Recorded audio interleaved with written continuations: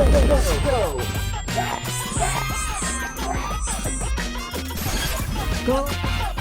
Gas. Go.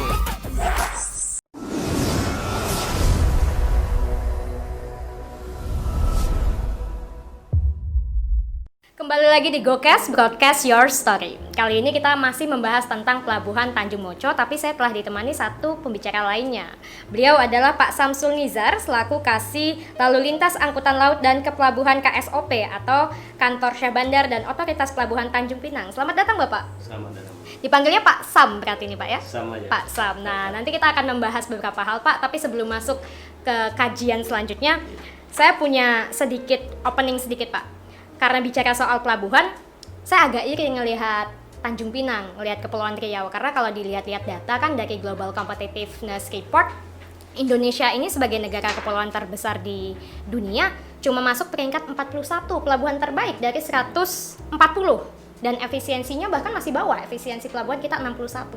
3 pelabuhan terbaik di dunia dan tersibuk itu Shanghai, Singapura, dan Shenzhen, Cina tetap. Nah, kita belum tahu apa masalahnya dan bagaimana sudut pandang paradigma dari memang orang yang paham tentang pelabuhan melihat masalah ini bisa diselesaikan seperti apa.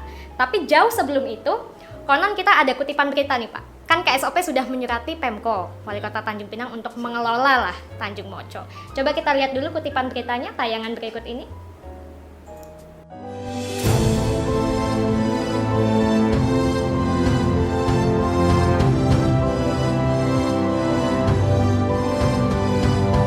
Tanjung Moco harus segera berjalan sebagaimana mestinya untuk mendukung berbagai kebutuhan investasi yang akan terus digaungkan baik oleh pemerintah daerah maupun BP Kawasan atau FTZ Tanjung Pinang sebagai sebuah modal pendukung iklim investasi. Dan seperti apakah kedepannya pelabuhan Tanjung Moco ini secara regulasi akan dioperasionalkan?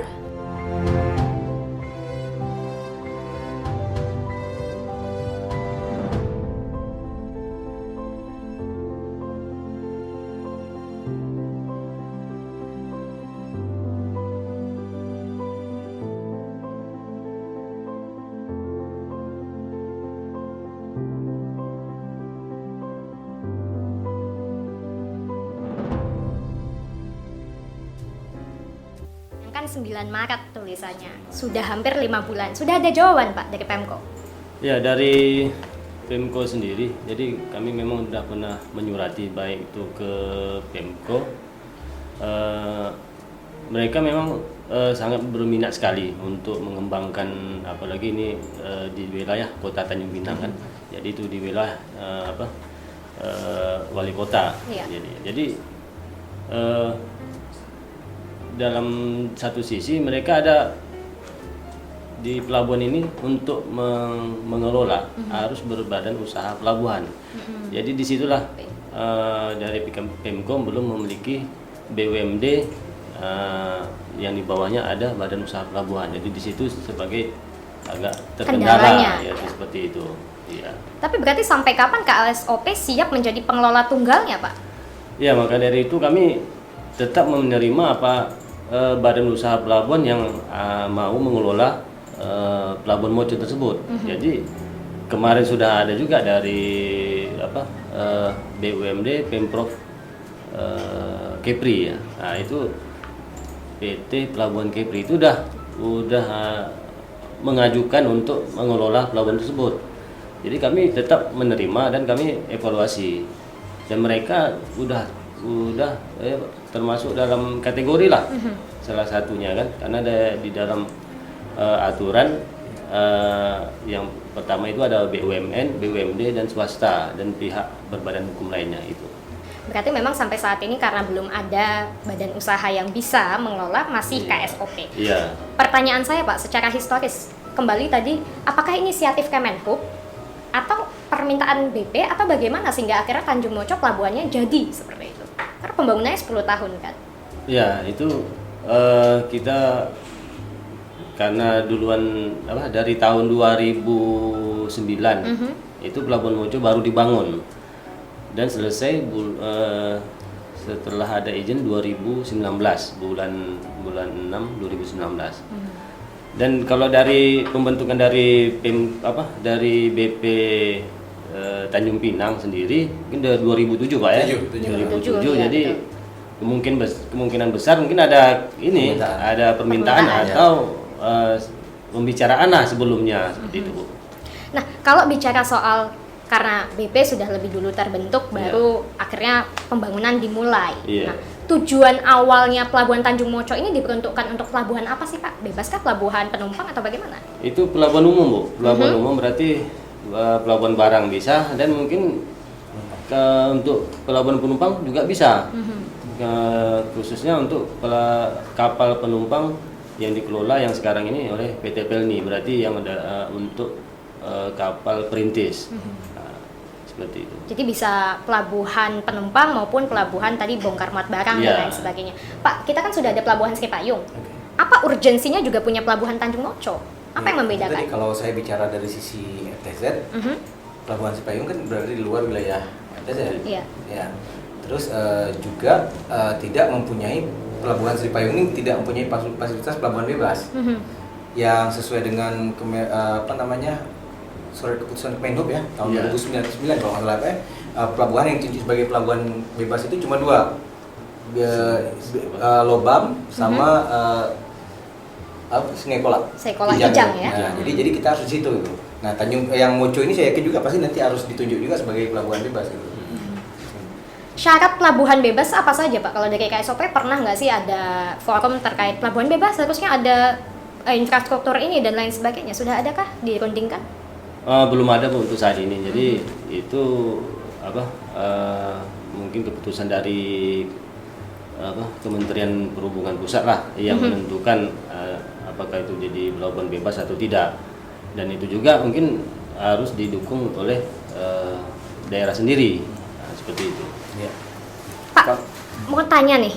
Oh, atau Pak? Ya, Pak Ihsan mau nambahin? Ya, karena memang secara givennya pelabuhan Moco ini berada di wilayah FTZ, yang betul. sudah ditetapkan di RT/RW nasional, terutama kekuatan hukumnya udah pasti kuat dan itu merupakan kawasan strategis nasional. Betul. Nah, saya yakin itu harusnya tinggal disinergikan sedikit aja itu pasti udah bisa. Betul. Karena masuk dalam wilayah kawasan perdagangan bebas dan pelabuhan bebas ya Pak ya. Iya. Nah, permasalahan soal tadi pelabuhan bebas. Saya pengen tahu dulu grand design si pelabuhan Tanjung Moco ini dari Kemenhub atau KSOP ini sudah finalkah? Ini sudah selesaikah atau sebenarnya ini masih tahap 1, kami masih mau membangun lagi?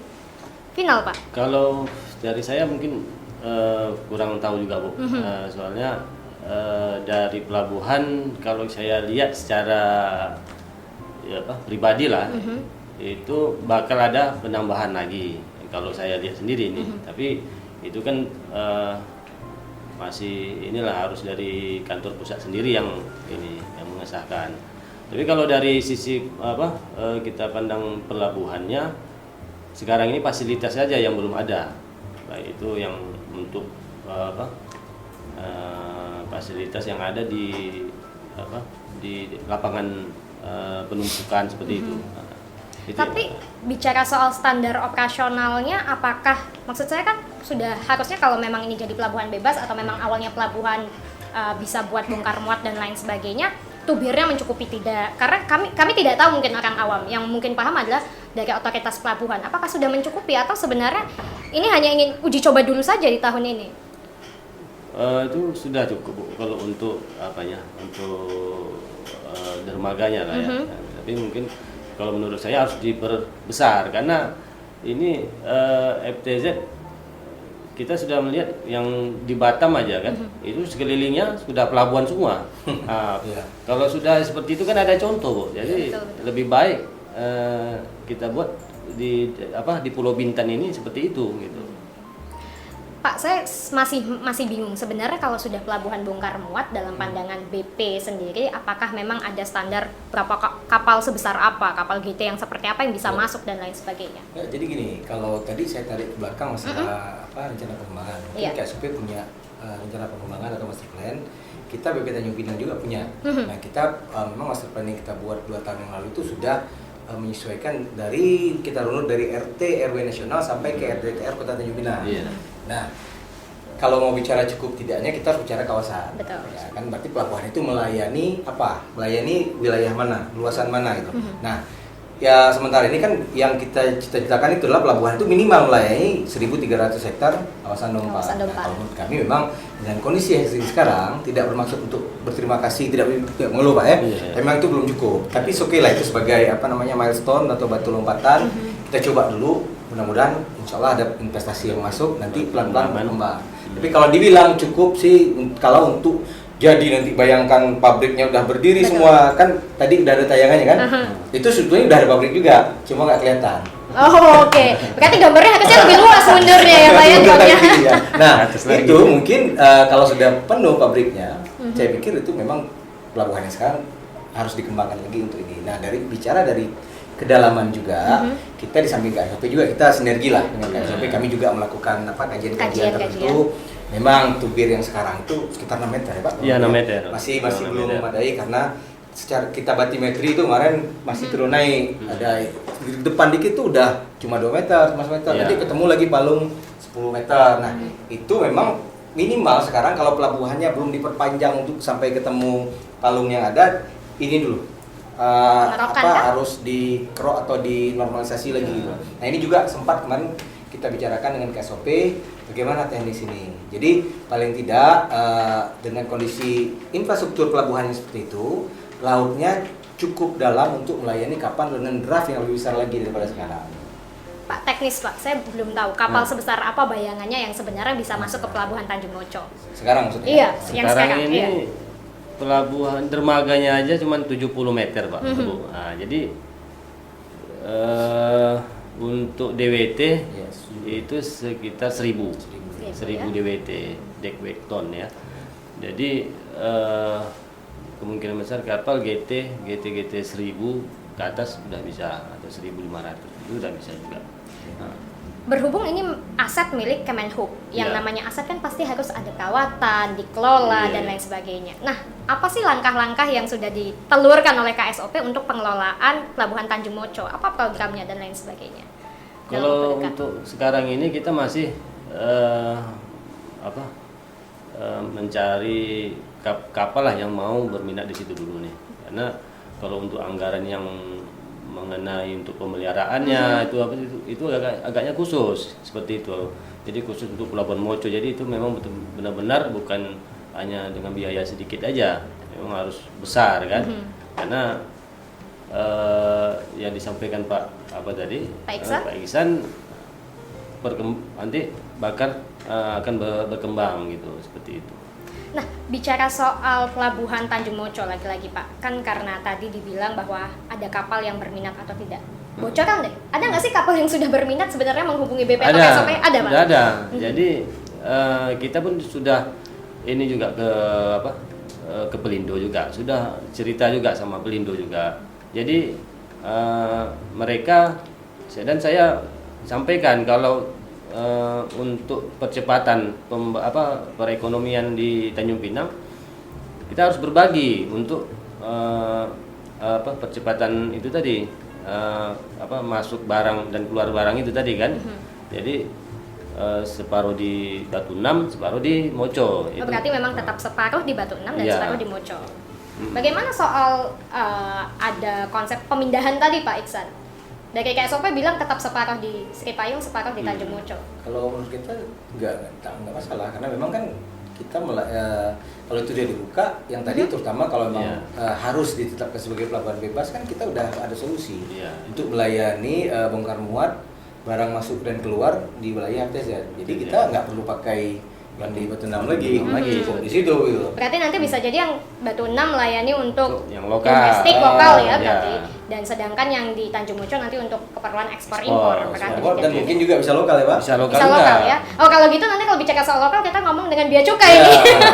Karena kan walaupun masuknya ke FTZ kalau sudah keluar harusnya kena bea cukai ya, ada cukainya ya barang-barangnya di sana. Nah, lagi-lagi saya pengen bahas perbandingannya dengan kita komparasi karena belajar ya Pak dari Batam, dari Singapura dan lain sebagainya. Iya.